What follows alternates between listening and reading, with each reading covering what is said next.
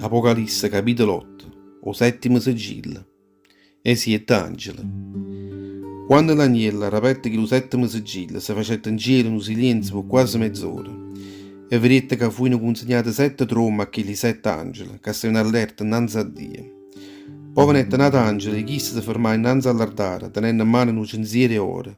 A chi si furono consegnati parecchi profumi, perché facesse bruciare in coppa a quell'altare oro, che stavano proprio innanzi a quel trono, insieme a tutte quelle preghiere dei santi.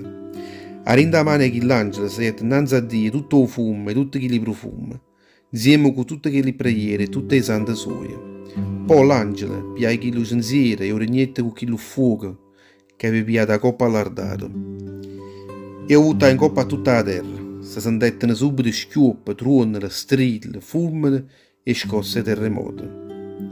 E prima 4 trombe. Che gli 7 angeli che tenevano che gli 7 trombe subito si mettettero a suonare. Vromo prima suonare la tromba che teneva in mano, che rettano in coppa a terra, grande di fuoco, mescato con sangue. Fu subito bruciato un terzo e tutta la terra, un terzo e tutto l'albero e tutta l'evra si seccai. Pochi lo secondo angelo suonai la tromba e subito una montagna di fuoco fu scaraventata in coppa a tutto il mare.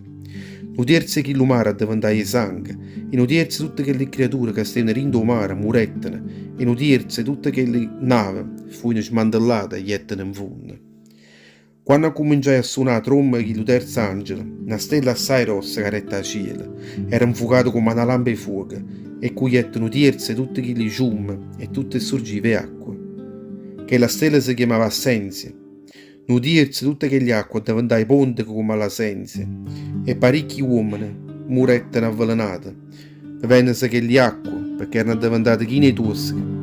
Poi suonai la tromba che il quarto angelo, e un terzo era il sole, un terzo era la luna, e un terzo tutte le stelle. Furono covute subito e si facette notte. Ognuno perdette un terzo la luce sua, e la stessa cosa succedette pure in notte. L'aquila le 3 guai. Vedete poi e sentite un'aquila che volava in due cielo, chioiava e alluccava con una voce potente.